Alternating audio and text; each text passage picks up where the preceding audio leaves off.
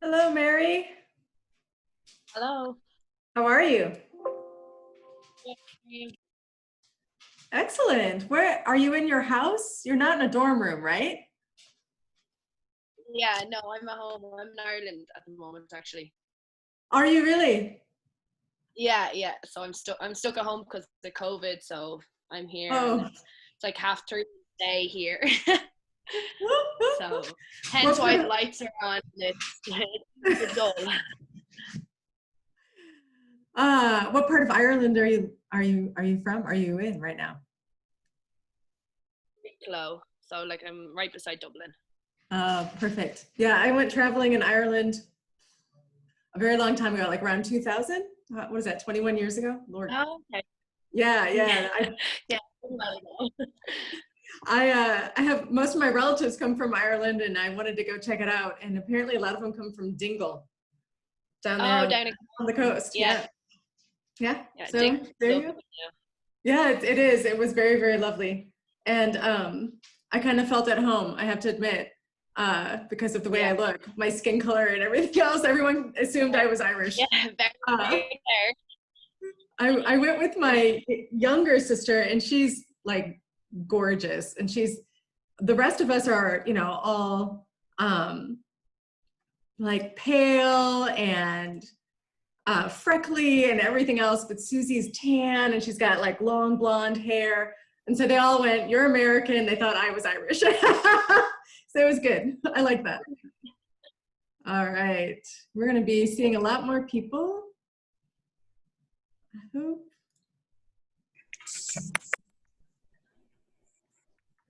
Hello, everybody. Hello, hello. Hey. Hello.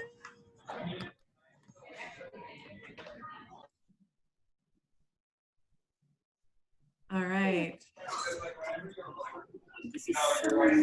Hello. Hello, hello. How are you, Bianca? I'm good.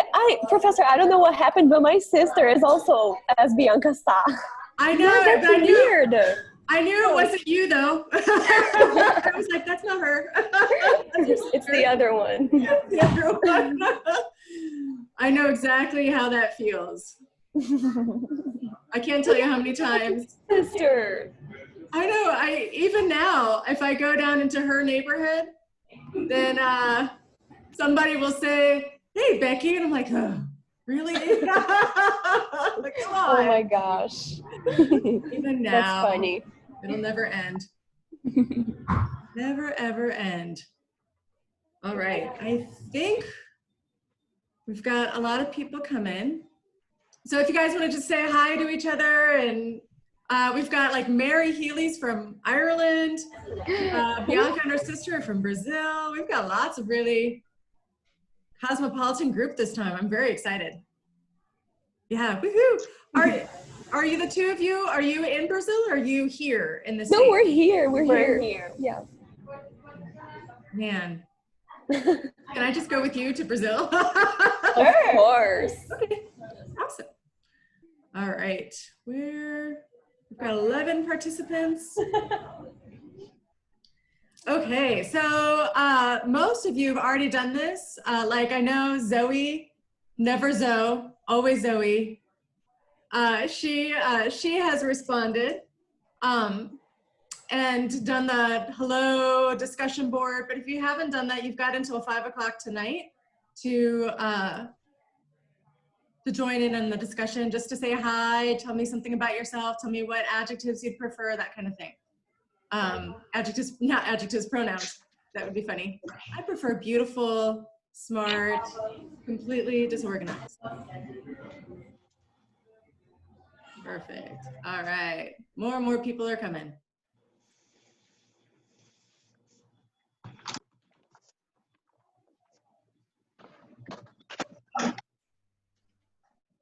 William, I loved your post about, what was it? Sleeping at inconvenient times. May I just say amen? That is hilarious. I've gotten to I'm an insomniac, and so I don't have a problem going to sleep usually, but if I wake up, it's all over. I can't go back. Yeah, I'm the same way. Yeah. Not fun. It's not good. It's not good. So it's at like 3 o'clock in the morning and I'm watching reruns of Buffy the Vampire Slayer. Like, this is not a good thing, you know? Not a good thing at all. All right. So if you see me grading things at 2 and 3 o'clock in the morning, just know that I've had another bout of insomnia and I've decided I'm gonna be productive in the hour that I'm awake. Don't be surprised if that happens. Okay, perfect. So this is what my life is like right now. I have 2 kids upstairs who are Zooming, and I have a husband downstairs who's Zooming. And because he's downstairs, we had to turn off the air conditioning so that we could all Zoom and he wouldn't be interrupted by the air conditioning unit. So if I start to like sweat and look really hot, that's the reason. It's just everybody. Oh, and then I think one of my daughters is about to start her violin practice. So yeah, it might get a little noisy. We'll see if this actually works. But it's so good to see all of your beautiful faces. And yeah, how is everybody doing? How are you? Are we doing okay? Yeah, good. Good, mostly doing good. Kelly, how are you? I noticed you have a face mask on. Are you in a public place right now? Yes. Yeah, keep it on. I think Maya, let's get her on there. Okay, perfect. Okay, so I just wanted to introduce myself. You can see my face, so when we're in a discussion, you kind of know, you can imagine me doing all my crazy like facial expressions. I have quite a few of them. And also just to kind of see you all, get to know you a little bit before we start this class. This is one of my favorite classes to teach, and honestly, it shouldn't be titled gender. It should just be titled all the novels that I would take with me on a deserted island that I could read again and again and again and again. It's like my favorite literature of all time, really. Most of the books we're going to be reading are Pulitzer Prize winning novels. So they are really up there in terms of intellectual like complexity, but incredibly accessible. I think you don't have to be an English major to appreciate this literature. Some literature classes, you know, some of the literature they throw at you is sort of like, the feedback I've always gotten from my students in this class is that the literature is very accessible.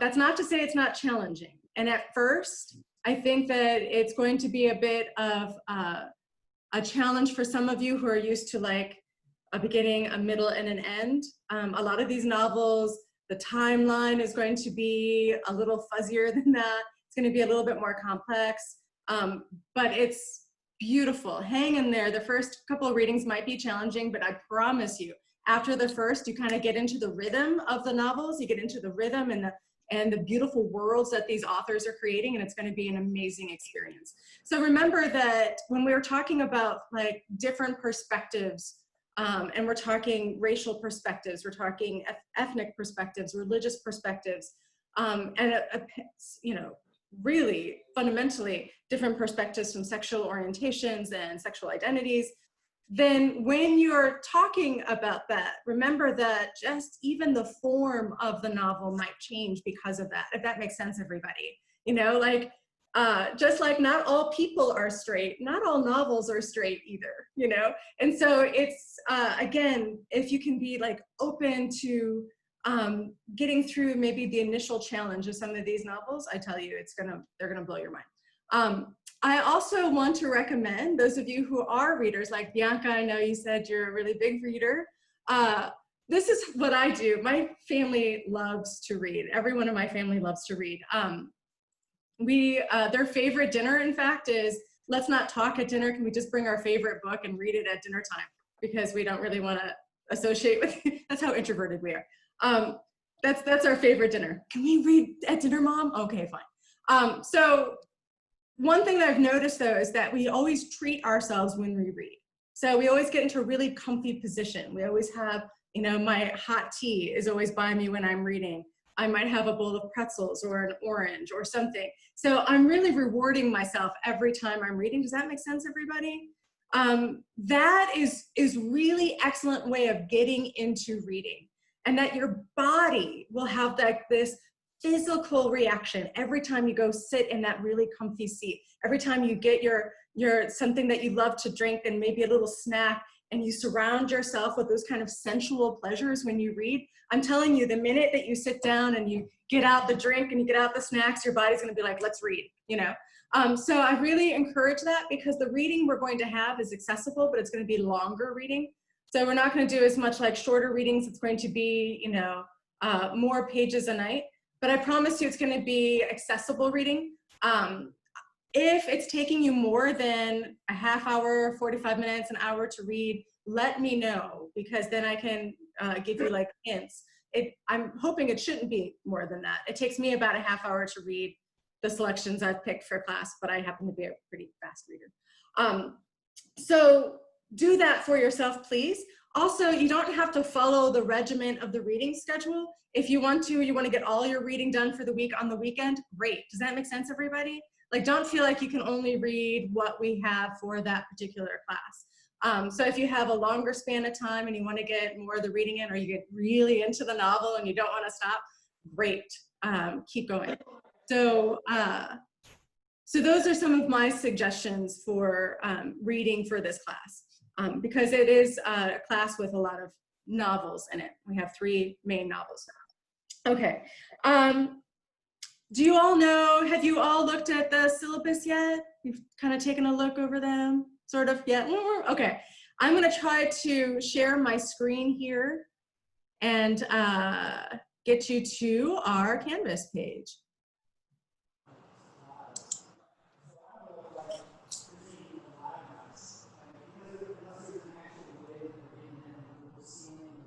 Okay, not that one. Okay, so let's go to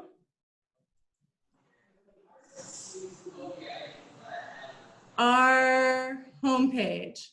Can you all see this now? Can you see our Canvas page? I'm hoping, yes. Can we all see this? Lily, can you see this? Okay, good. Yeah. Okay, so this is what your Canvas page looks like. I try to be as user-friendly as possible. So if you want to know, for example, where assignments are, if you go to the home page and scroll down, you'll see the assignments right here. If you go to modules, modules are going to be where I kind of dump all the information from the class. So modules is a kind of a nice place to go to. For example, if you want rubric for journal grade, student presentation example, that kind of thing, that's where you could find it on my Canvas page. And then also, if you are more of a week person, like you don't like this like list of dates, but you like things in weeks, week 1, week 2, the module is going to break that up for you in that sort of system. The other place I'd like to bring your attention to are the discussions right here. This is going to bring in a lot of the discussion questions, and be aware that that's where you're going to find our discussion boards. So if we take a look here at the syllabus, let's open that up.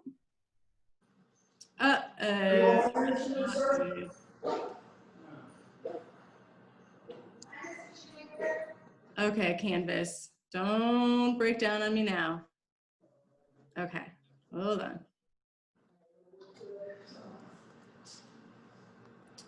Oh boy. Okay, hold on, everybody. Just in case this happened. Okay, here we go. So here's the syllabus. This is my information right here. I am on campus on Mondays and Wednesdays from 2 to 3. So if any of you are on campus and you want to come by and say hi, we can wear our masks. I have seating that's 6 feet apart, and we can say hi to each other. Otherwise, you can reach me virtually. We can have a Zoom meeting. We can do something on Microsoft Teams, or even by phone. This number right here is my office home phone office number, but it is forwarded. Don't laugh at me, I'm a dinosaur. It's forwarded to our landline in my house. So shut up.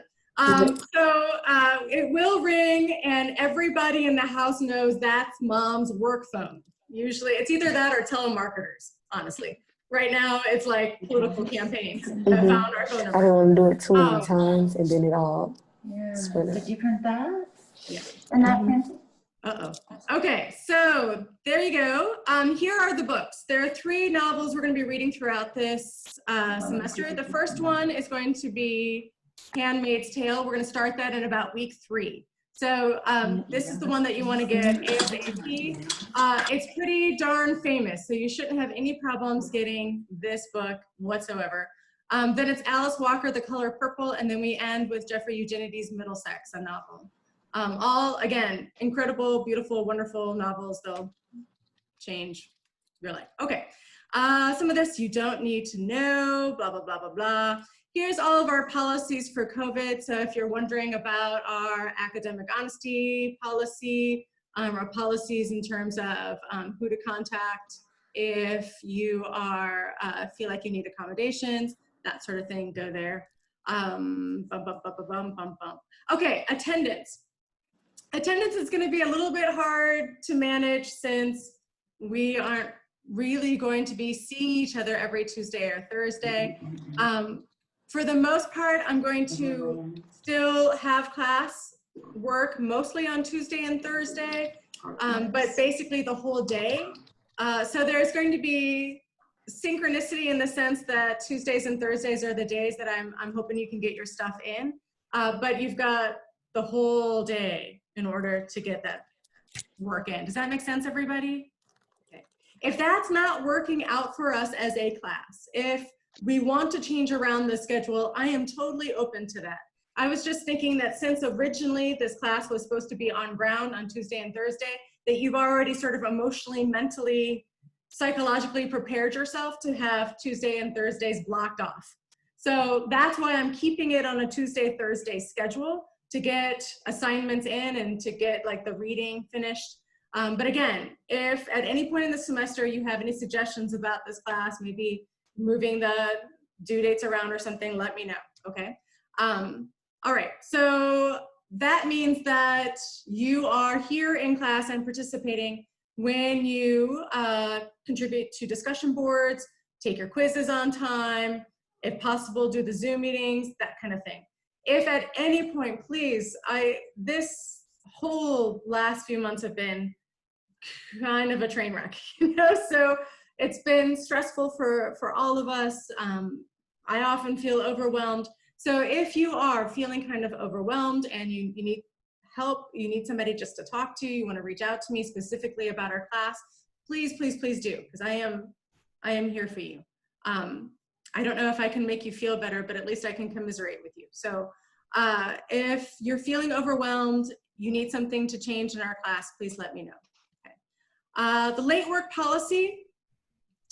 Here's what I don't want to happen. If, for example, I have a, this often happens, I'll have 1 or 2 students a semester and they kind of fall off the face of the earth. I don't know anything about them. They haven't contacted me. Maybe I'll send out a couple of emails through Canvas or through email system Outlook, and I don't hear back. And then about a week or 2 before the end of the semester, they'll come back and say, I really need to pass this class. And by that time, it's frankly just too late. It's just, you haven't really taken the class. So please don't let that happen. Again, if you reach out to me as your life is kind of falling apart, then I can help you. I can get the right people involved and we can get you back on track. If you do that, if you reach out to me and say, right now I'm really behind in the reading, then I can say, okay, well, let's think about this timeline for you. And then we can work that out together. Does that make sense, everybody? So if you come to me before the assignments are due and we work something out, you'll be fine. We'll get you through the class. But if you wait until, you just drop and then come back a couple weeks before the end, there's nothing I can do to help you. It's just too late at that point.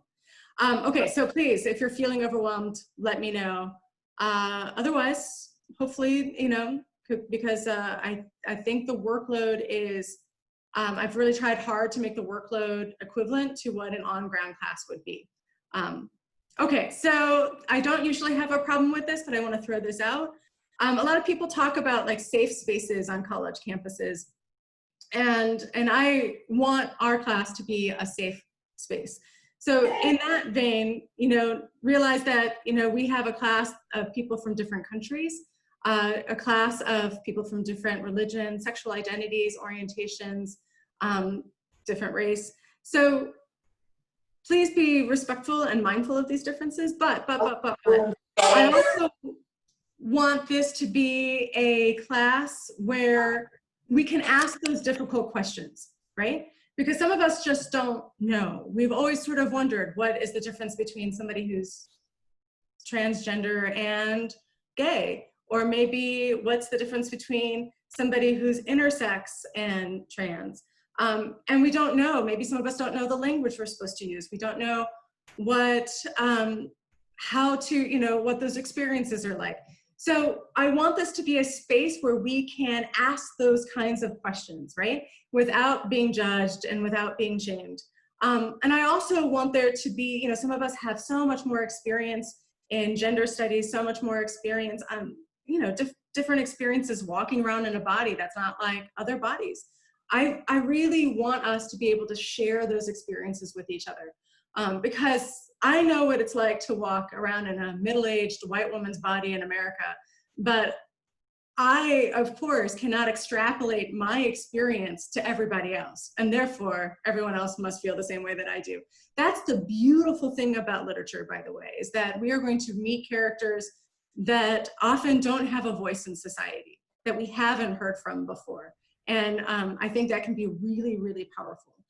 So again, I want this to be a space where we're very mindful of others, but also a space where we feel safe asking questions and becoming more knowledgeable and thinking about experiences that are not like our own. All right, there is a writing center. So if you are struggling with some of your essays and you haven't written an essay in a while and you don't know about the grammar rules, you've forgotten all about them, we do have a writing center, and that is their link for online services. So when we get to the essay, and I'll always let you know when that essay is coming up, when we get to that essay, that first one, you might want to think about visiting the writing center, and if you need help with that, just reach out to me. All right, so here's I've already told you I've kind of got a crazy life. I've got 2 kids, got a husband. I've got 2 cats who might be bothering me at any moment because Sherlock, one of them, likes to bite my ankles when I'm sitting down. He's lovely. So up until 5 o'clock, I am here 100% as a professor as much as I can be. Call me, email me, reach out to me, it's great. After 5, then I'm trying to triage my kids, and being there with them. I don't even, okay, so I have an iPhone. I think it's an iPhone 5. Shut up. It was a present from a colleague. So that's really old, right? iPhone 5. Shut up. And I don't know how to connect it to my email, so I don't get a ding if I get an email. Nothing. So basically, if you email me between the hours of 5 and 9, I'm not going to get back to you immediately.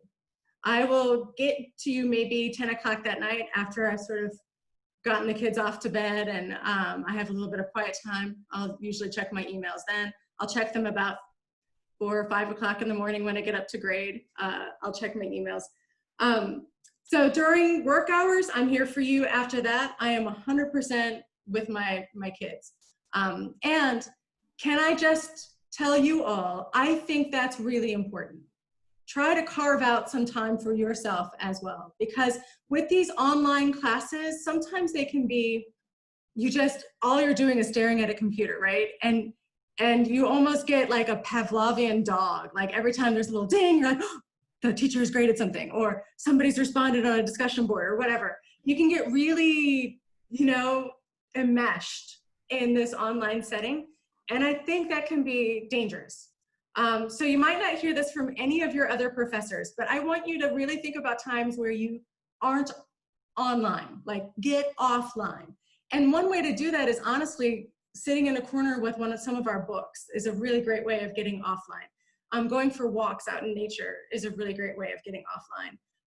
Trying to have, some kind of maybe social distance conversation with a friend somewhere on campus, if you're on campus, is a great way to be offline. but I really want to encourage you to do that because I don't want us to lose what it means to be human just because our class has moved online, if that makes sense. Okay, so please do that, promise me. All right, so here are the ways that you are going to be assessed this semester. The first one is with the discussion boards. So typically, in my on-ground literature classes, students will read and then write a journal in order to prepare their thoughts. And please listen to this. I honestly believe this. I don't think there's a right way or a wrong way to read literature. So if you've ever taken a literature class before where the professor, you know, different people are telling, well, I think the poem's about this. The professor's like, wrong. You know, I think the story's about this, wrong. You know, that's not the way I teach literature. I don't think there's a right way or a wrong way. I think that, you know, literature, let me give you an example. This is what I'm reading lately. It's called The Broken Heart of America. It's about St. Louis and race and oh, it's breaking my heart. So this book right here, I mean, it's a physical entity, right? And there's words on the page, but I'm gonna give a Doctor Who reference here right now, but books are kind of like a TARDIS, right? This has a certain space, physical space, but the inside is so much bigger than the outside. And all of us are going to be bringing into this literature our own experiences and our own interpretations and our own viewpoints. And it's going to make this physical, very limited physical object into this whole other universe and a whole other world.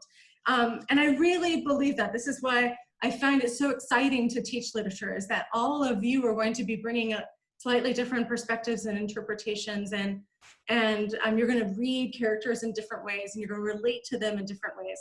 So the discussion boards, the initial post that you give me, what will happen is I'll give you a number of questions. Usually I'll think of 4 or 5 questions. You pick the 2 or 3 that you want to answer. And those questions and your answers, I want this to be sort of you with the text raw, just absolutely raw. I don't want you to look at what other people are saying about the text. I don't want you to ask other people's opinion. Like, this is just what your interpretations of the text is so far. Because I think that's really interesting, and I want it to be before it's influenced by me. I want your opinion before it's influenced by other people in the class. So when we read something for that day, and then I have a discussion board, I have a bunch of questions, you get to pick which ones you answer. That's what I mean by the initial post. Have many of you done discussion boards before in classes? Maybe sort of, nope, okay. If they go well, they are amazing. If they go poorly, they are a total waste of time, honestly. And so I want to give hints about how not to make this just a total waste of time. Okay, so here, oh, and by the way, a typical discussion board is going to have, I mean, I put videos on, I put links to YouTube videos, I put links to documentaries, the discussion, I make it like what I would show in the class period. So it's going to be very, very rich. A lot of different, like the novel mentioned this, boom, boom, boom, boom, boom. For example, in The Color Purple, one of the characters goes to Liberia in Africa. And what I've realized over the years is that many students, me included, I'm putting myself in here, I didn't know much about Liberia. I never was taught about Liberia. Well, it has an incredibly important history when it comes to the United States of America and African Americans in our country. I didn't know that. And so I put a bunch of information so that when you're reading a novel and they mention another country, that you have a much better idea of what they're referencing to. So the discussion boards are going to be like lecture notes and TED Talks and all kinds of things, just to enrich our overall understanding and appreciation for the novels. That's how I love literature so much, is that it's like opening other worlds, and then this leads to this, leads to that. It's really exciting. Okay, so again, I'm hoping that these discussion boards lead to really amazing conversations and discussions and everything else. Okay, I will drop the lowest 2 discussion board grades.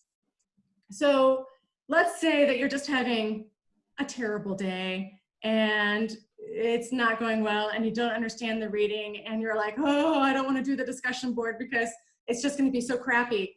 Go ahead and do the discussion board. If it gets a lower grade than you want, it gets eliminated at the end of the semester. Does that make sense, everybody? Or let's say you're just feeling really crappy and you just skip a discussion board that day. Guess what? It gets dropped. So that's my cushion for you throughout the semester so that you don't have to feel like you always have to be on. You know, you've got a little bit of relaxation, you've got a little bit of cushion there, just in case there are 2 times when you're like, not so great. Oh, I'm gonna admit, Kelly, here we go. Okay, let's take a look for this rubric. So this rubric right here, can I just tell you how much I hate rubrics? I hate them. I know you like them because then you get to see exactly what your professor wants you to do. But I always, especially for literature classes, I always feel like rubrics are like, I don't know, I'm gonna throw this out there, that what I'm hoping that we're aiming for in this class is not for points. What I'm hoping we're aiming for in this class is something I like to call like true wisdom, you know, like wisdom and understanding and like how to be a human, and let's really go deep here, you know. And that's really hard to capture like 10 out of 10. You know, how do you give somebody like, you have reached enlightenment, here's 10 points, you know?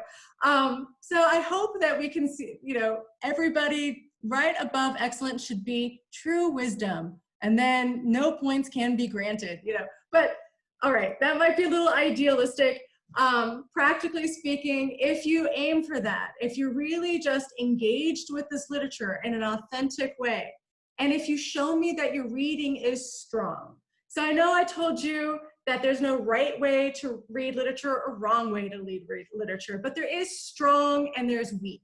And if you have a strong reading of literature, then that means when you have an interpretation, you're going back to the text and you're showing me like, this is what I think the character is going through, and I'm getting that from this sentence. And that's really important to me because you'll be amazed. You'll say, well, this sentence shows me that he's kind of a coward. And somebody else is going to say, you know, that exact same sentence, I read it that he's actually strong. And it's pretty amazing, isn't it? That you have words strung together in a sentence, but still there's so much ambiguity there. There's so much like little tweaks of meaning that people can read the exact same passage and come with different interpretations. And as long as you do that, as long as you say, this is my interpretation, this is where I'm getting it from, that's strong. And it might not be my interpretation, but I will give you full credit for that. Absolutely, hands down, full credit. So this is, let's get practical. This is how you get 10 points.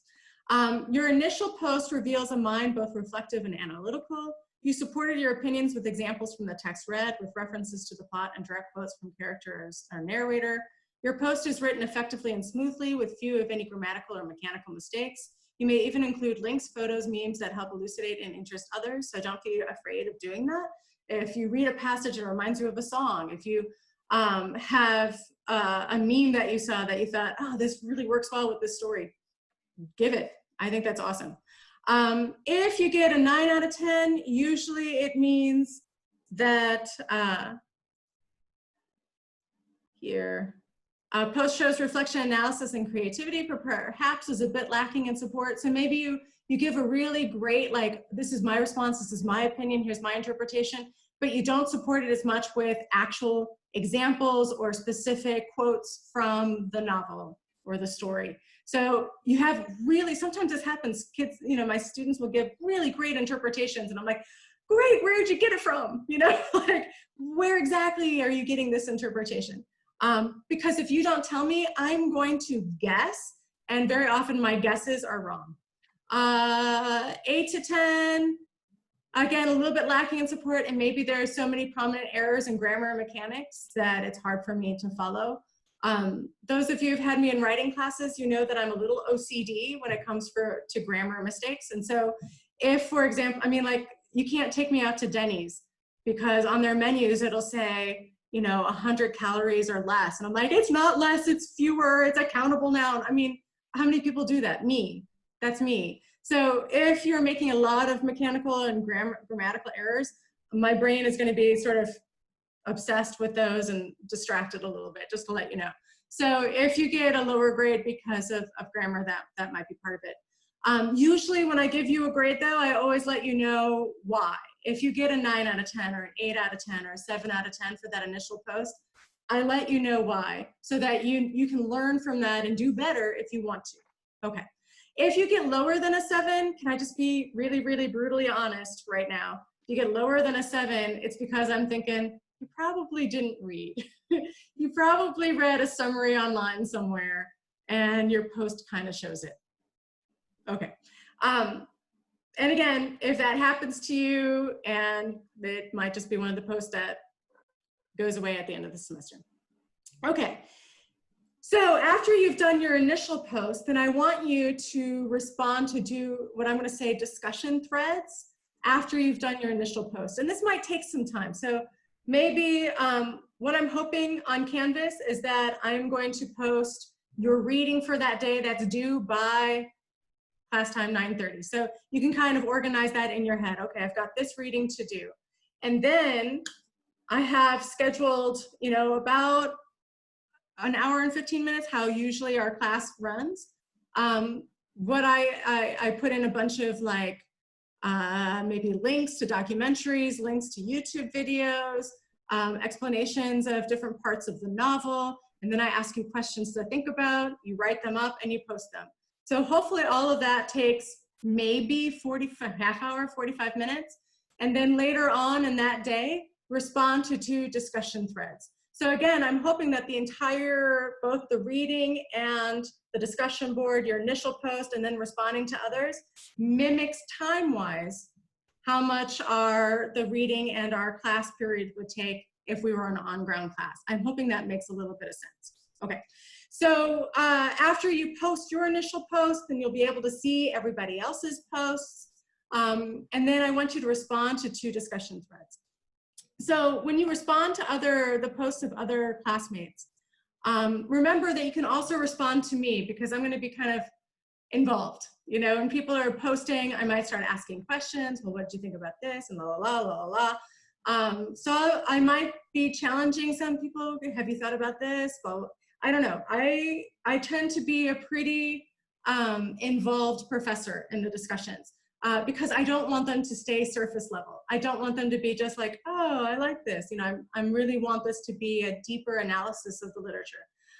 So if I ask a general question to the class, so everybody, what did you think about la la la la la? You can answer that, and that will count as one of your responses to a post. But I'm hoping that we can, when you post a response, we can further the discussion. So that means, 1, that you address responses to a specific person. So let's say Lily makes a really great point and Amaya wants to respond. She can say, Lily, I really liked it when you said blah, blah, blah, blah, blah, blah, blah. That usually helps the conversation so that Lily knows specifically what posts are being addressed to her.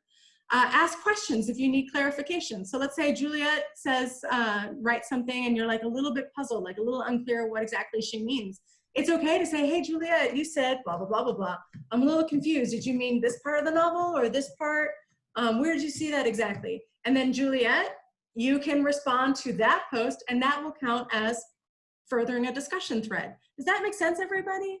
So it's not like you have to like, oh, I have 2 discussion threads. Okay, I'm gonna respond to this person, I'm done. Like someone can ask you a question, you respond, that's furthering a discussion thread. I ask a question, you respond, that's furthering a discussion thread.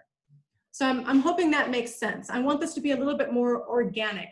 Hi, Nora, how are you? It's one of my daughters. I want this to be a little bit more organic and natural and kind of like a free-flowing conversation. It might take us a while to get there, but usually last semester it worked great.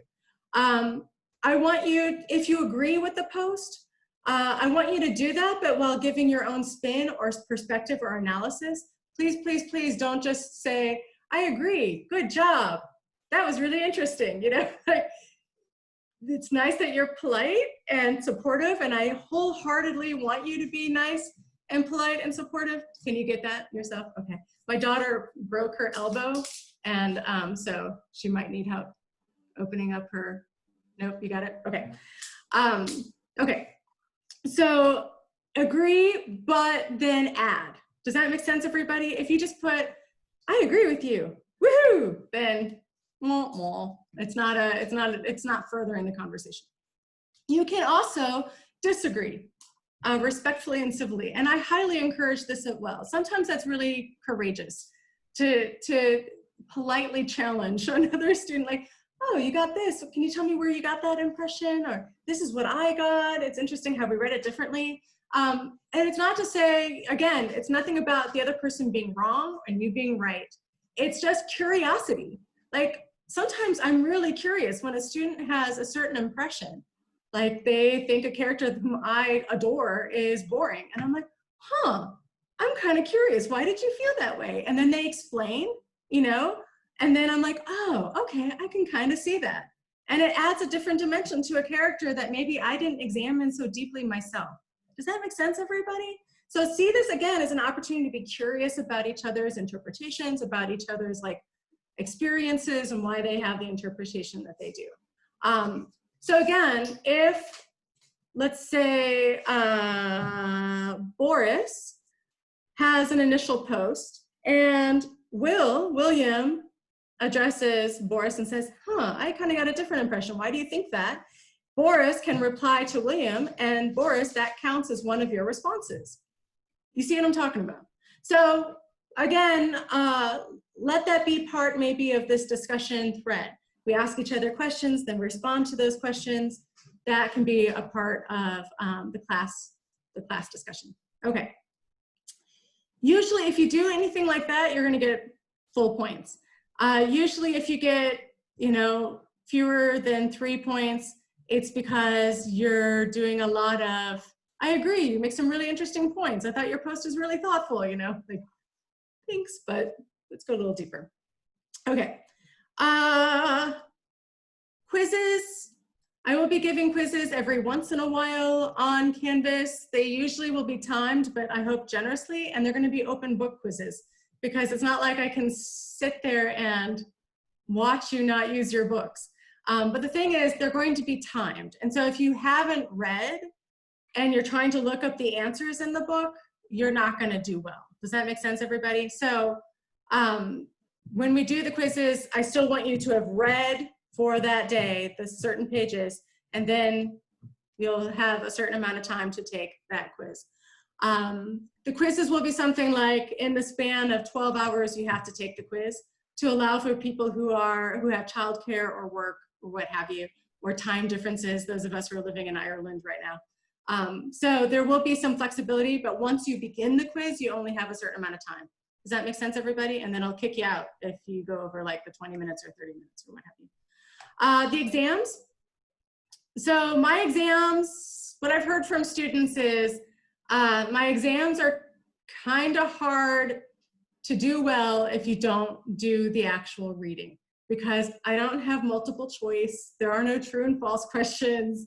This is all analysis. So what I'm hoping is that I will see the kind of evolution of you as readers throughout this semester. So that discussion board, your initial post, will be you raw before any influences. Like, what are you thinking? You're engaging with the literature on an authentic level. What do you think?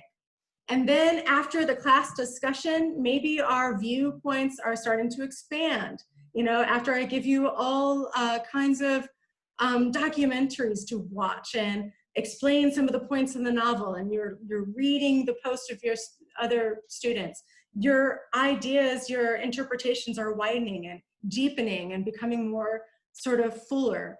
And then on the exam, that's your turn to show me the fullest evolution of your ideas and thoughts and interpretations of these works. And so what I do is, I'm just gonna use this novel.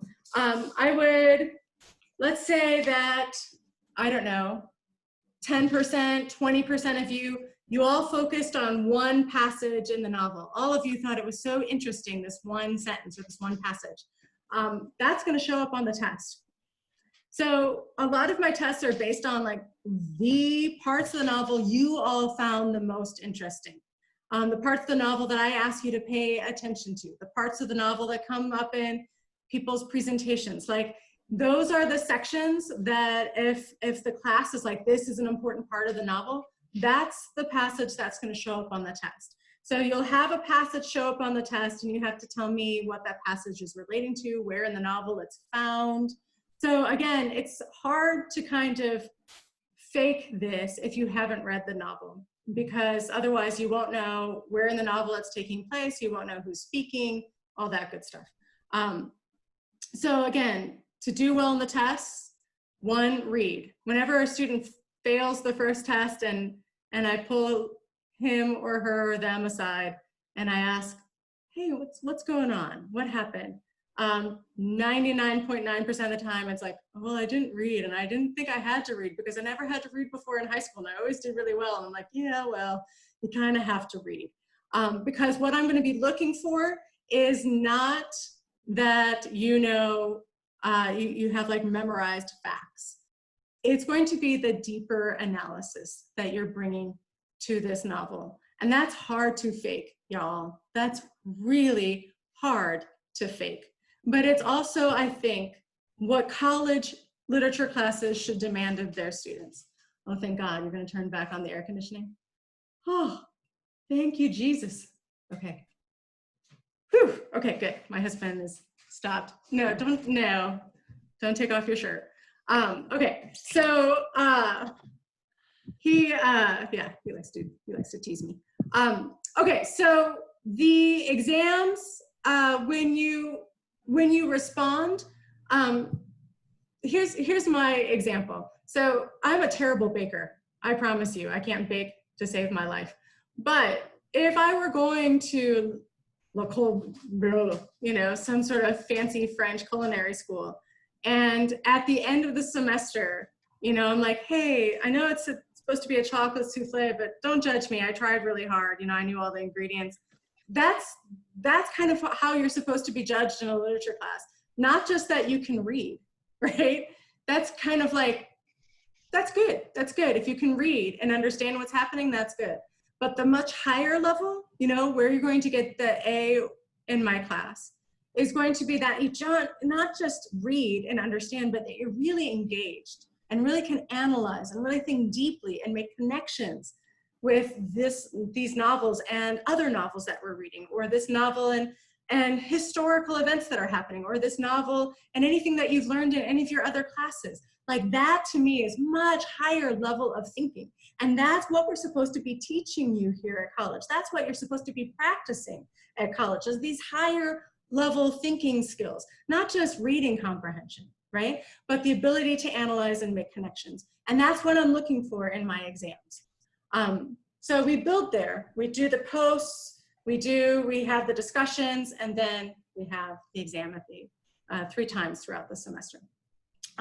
With the exams, I want you to write literary analysis essays. I used to have one big essay at the end of the class, about 8 to 10 pages, and my students told me very quickly, the first semester I was here, they were like, oh God, you can't do this to us. I'm like, okay. So instead of having one big essay at the end of the class, I have 3 shorter ones throughout. Those should be about 2 to 3 pages each. If you want to do them, make them longer, please do. I always give prompts, usually about 4 or 5 prompts for you to follow, so you can really choose which one that you would like. But also, let me just throw this out here. You can always come up with your own thesis, but I want everyone to listen very carefully. You have to clear that thesis with me and that topic with me before you write. So I had a lovely, lovely, lovely student last semester, and they were so sweet, but they wrote their last essay, and it was basically interviewing their grandparent and for their final essay. And I was, what?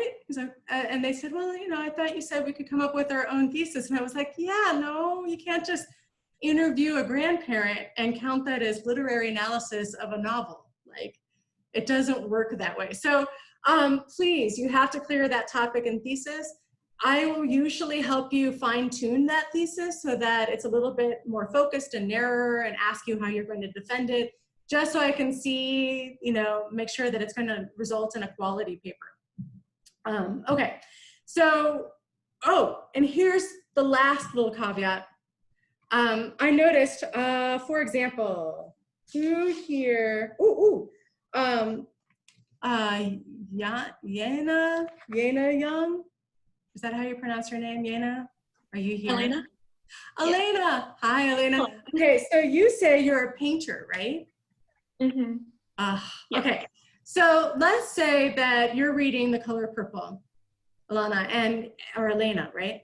And you are reading and you have this really strong visual picture, right? And you can't get it out of your brain, your mind. It's just this really strong, pervasive, something is calling to you. You don't have to write a literary analysis essay for that grade. You can also paint an interpretation of that novel. And Elena knows, as we all know, all art is interpretive. A painting interprets the world around the painter, right? It's a part of the painter's perspective of what is reality.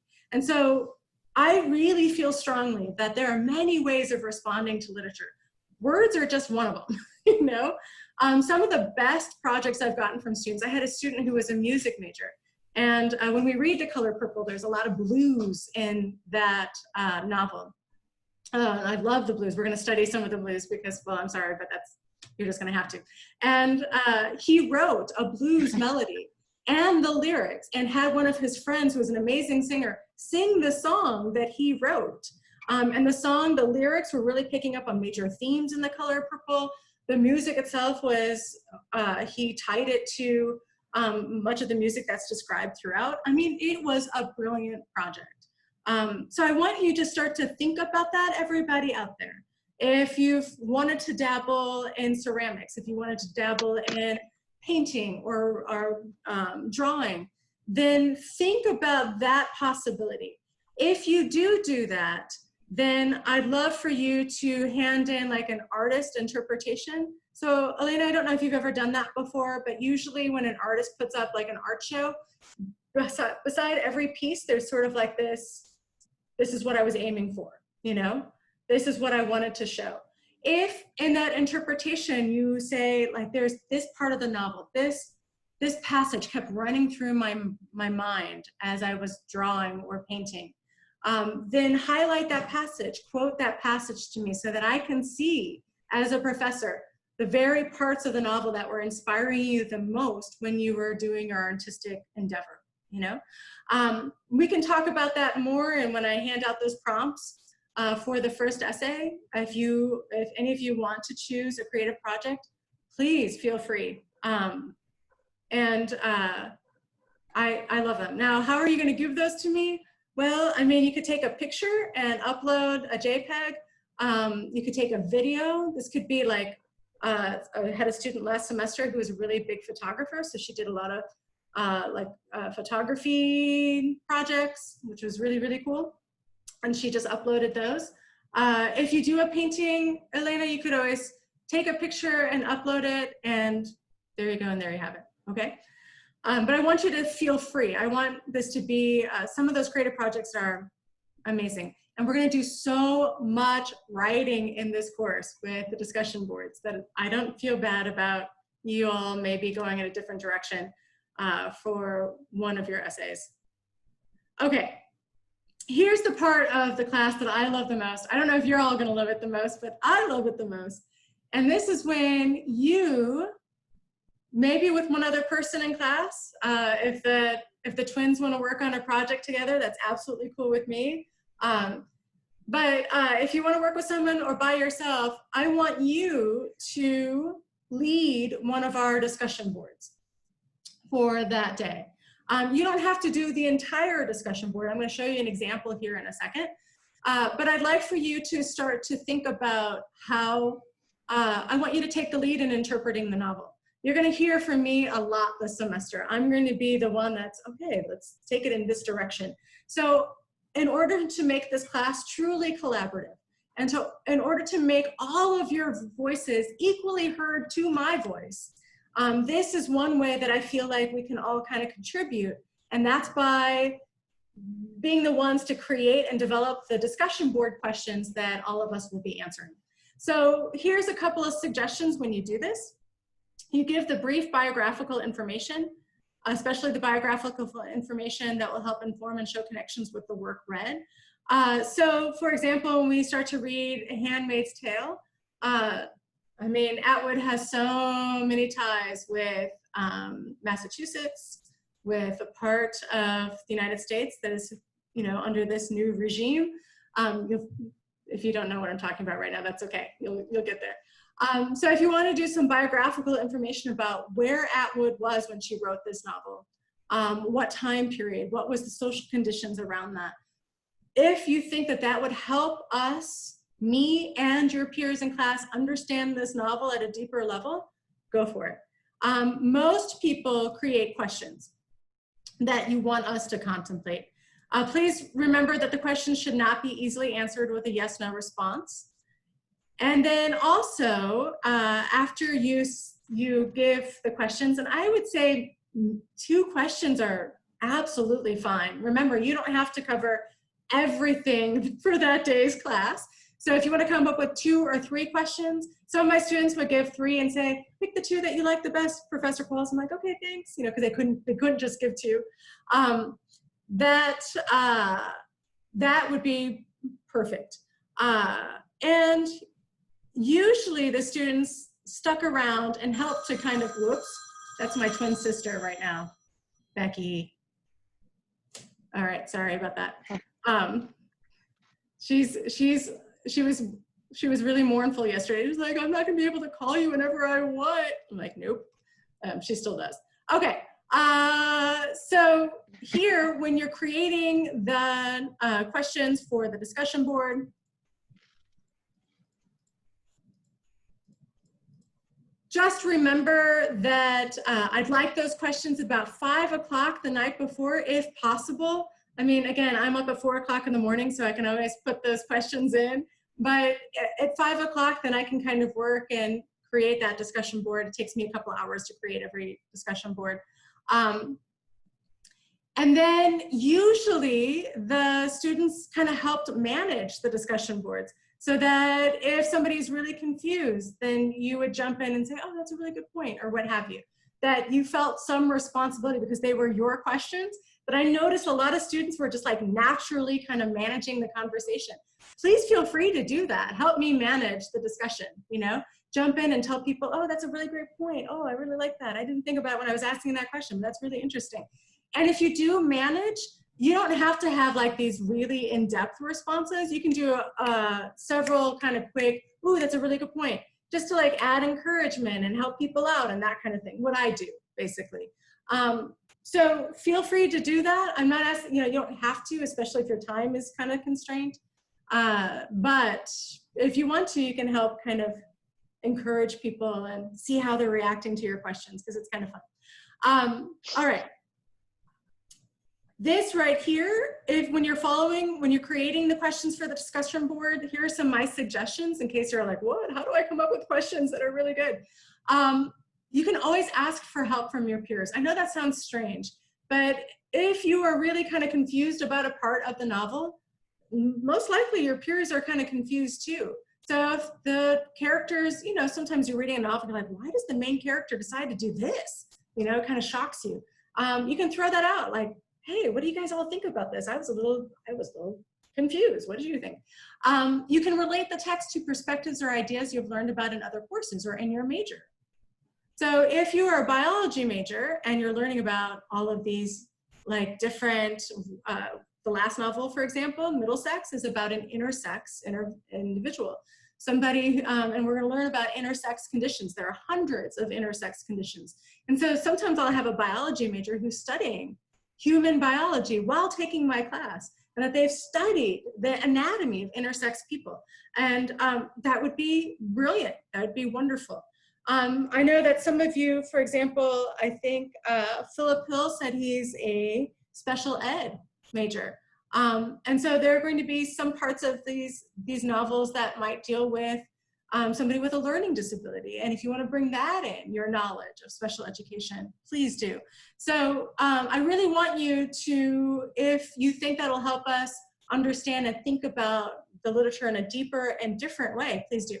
Relate the text to other stories or articles or novels or poems we have read in the class. So if you want to make that connection, this reminds me of this novel, so for example.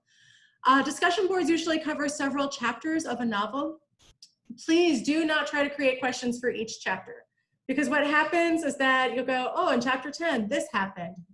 What do you think about this? It's really blah, blah, blah. So don't try to do that. Instead, if there is a theme that you're interested in exploring, or plot development, or a single character, or something like that, those are the questions you'll want to ask. So please, again, don't feel like you have to kind of cover everything that happens for that reading that day. Don't do that. Instead, what you're going to do is just think of a theme that you want to explore further, or a character that you want to explore further. That's what I'm hoping you bring to that discussion board. Okay, another possibility, again, for those of you who are on the visual creative side, create something.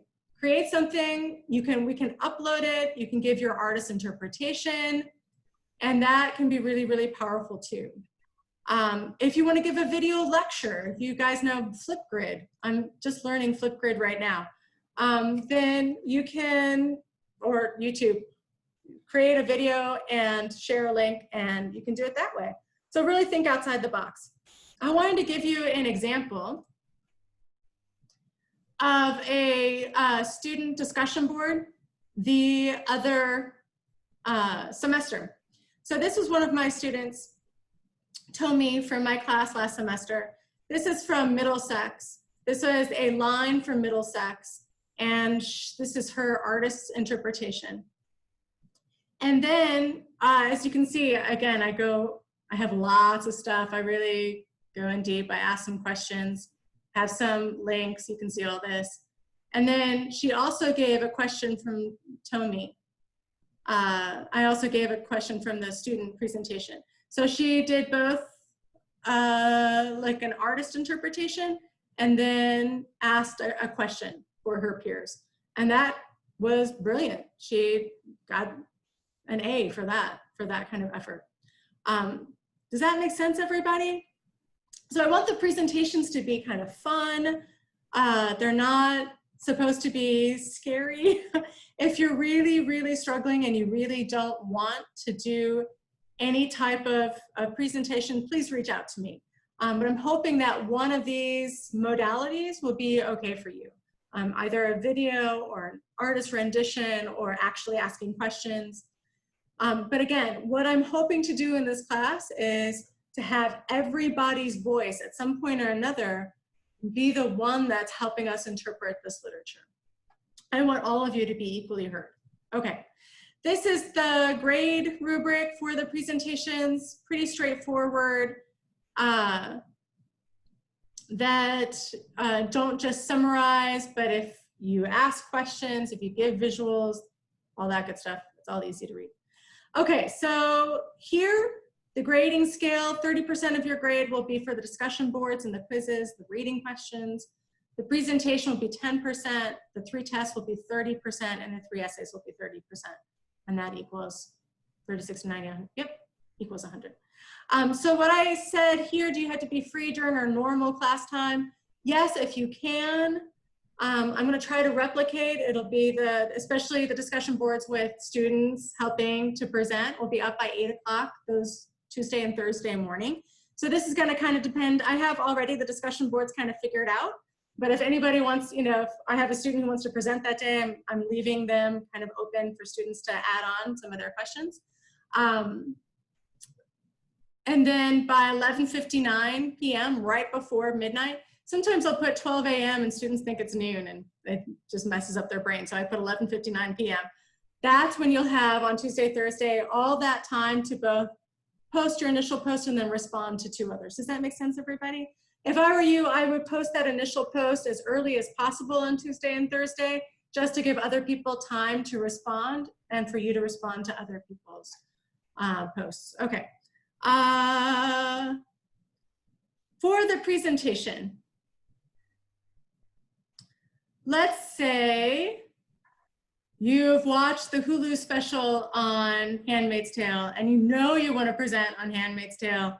You got this, you want this. Then, for example, let's say Emily, I don't know if Emily's here. Hi, Emily, if you're here. Emily really wants to present on Handmaid's Tale and she emails me or tells me somehow, I really want to go on September 10th. Then I would put Emily here. And then Emily, what you would do is September 9th. I'm hoping by 5 o'clock, September 9th. On that Wednesday, you would send me some of the discussion questions that you want embedded in the discussion board. And I will fit those in. And then people that on September 10th can get on and answer some of your questions in our discussion board. Does that make sense, everybody? So it's kind of first come, first served. So if you know you want to do Handmaid's Tale, let me know. Color Purple by Alice Walker is absolutely beautiful novel. The protagonist is an African-American woman living in the South in the 1930s. It's pretty brutal, but absolutely beautiful. And then Middlesex is the novel that's about the intersex narrator, which it will, and features Michigan pretty prominently. So if I have anybody from Michigan out there, you might want to jump on Middlesex. So if you know that you want to present on The Color Purple or Middlesex or The Handmaid's Tale, let me know as soon as possible. I will put you down on my presentation list. That presentation list will be published so that you can remind yourself when you're supposed to go, and also to see what spaces are open. And then let me know and I'll put you down, okay? Okay, let's get back. Okay, so how are you all feeling? Was that clear? How are you doing? Oh, William, you have a twin too? Awesome. We've got a lot of twins. Something was in the drinking water, I think. Yeah, lots of twins.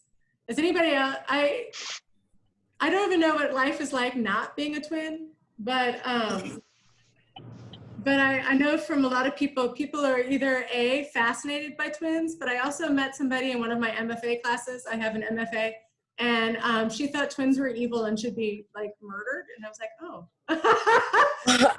okay. So I'm just saying, like, the twins out there, like, make sure you're in good company before you mention that you're a twin, especially identical twins. She's like, you're a freak of nature. Okay. I didn't sit by her anymore in that class. Okay. So she actually wrote a story about how the identical twins are supposed to battle each other to see which one is gonna die, like who can kill the other one. Yeah. Okay, just saying. All right, so how's everybody doing? Are you feeling okay? Are there any other questions I can answer in this class? Pauline is like, yeah, it's good. Everybody's good. Woohoo, woohoo. If you haven't, go to our discussion board to introduce yourself. If you want to, you can react to other people's. Like, I've only been able to react to a few. I love the picture of Lily and her father. That was incredibly sweet. And I don't know if you've all seen Boris run, but he's really, really fast. So have fun with that discussion board. I'm going to let you off early today so you can go on the discussion board and kind of read each other's little narratives. I'm learning a lot. You guys are really awesome people. Patrick Mahoney, are you on? He said he's been to Spain. No? Okay. So Patrick Mahoney said he was in Spain. I went to Spain for my honeymoon with my husband. That was 18 years ago. So beautiful, really, really beautiful. All right, so get to know each other.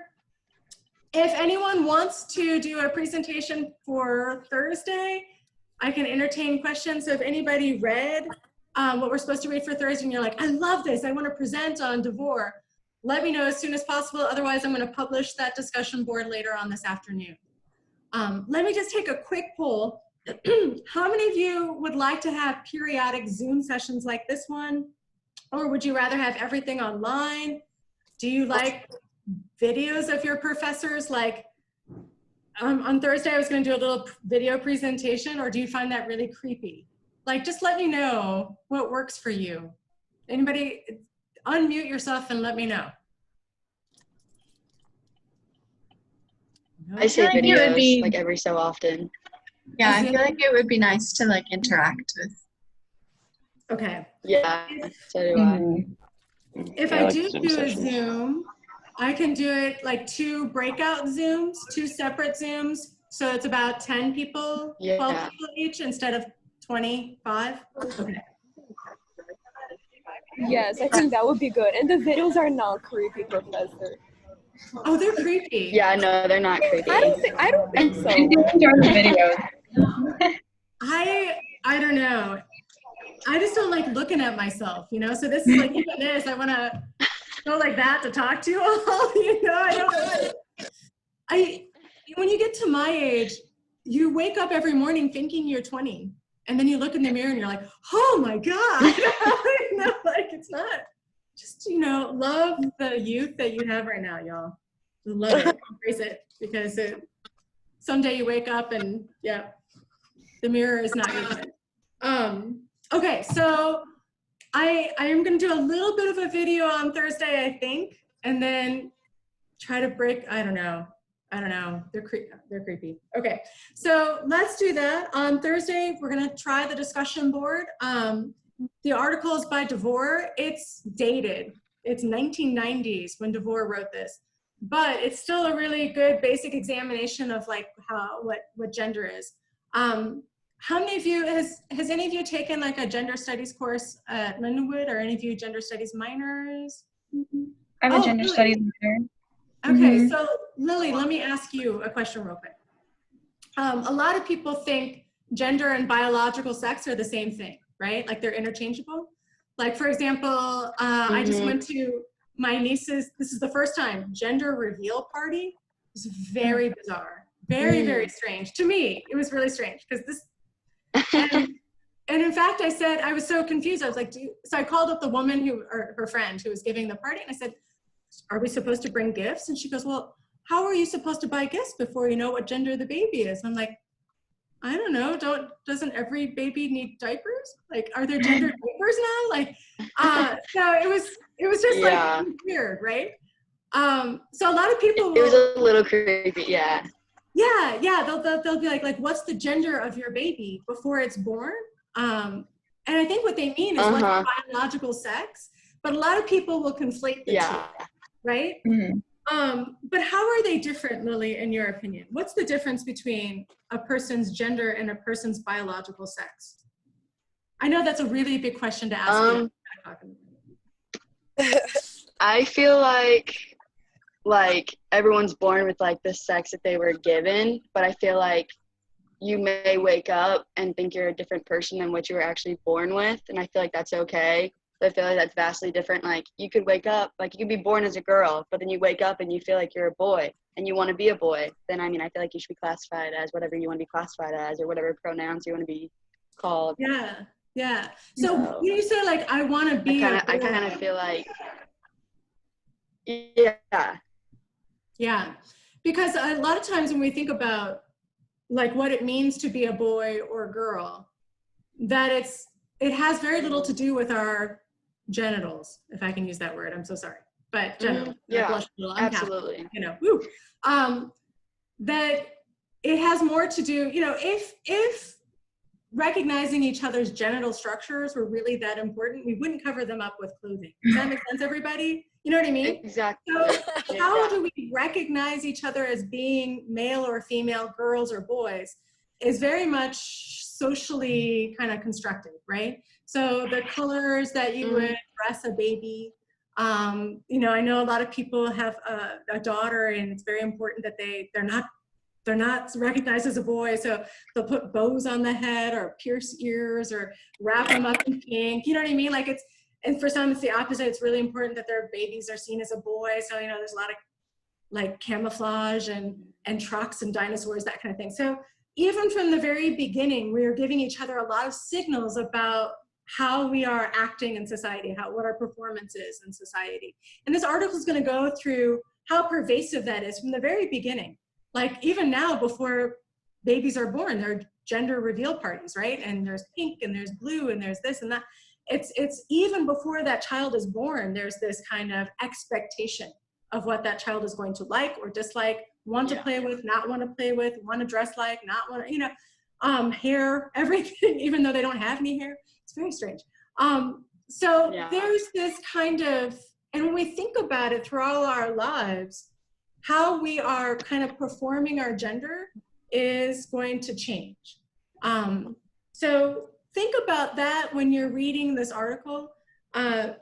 And we're also going to, though, Lily, and those of you who are biology majors or interested in biology, a lot of people think that biology is like set, you know what I mean? Like it's either male or female, but there's actually quite a lot in between, even biologically speaking. It's not black and white. It's not always male or female. I have an intersex person in my own family. So the condition is pretty common. So just, we're gonna explore all of these questions and even more in this class. All right, time is up. I very much appreciate all of you. Take care. It's such a fun semester. I love teaching this class. It's one of my favorites of all time. I hope you all love it too. I would love to see you on Thursday on our discussion board. Take care, everybody.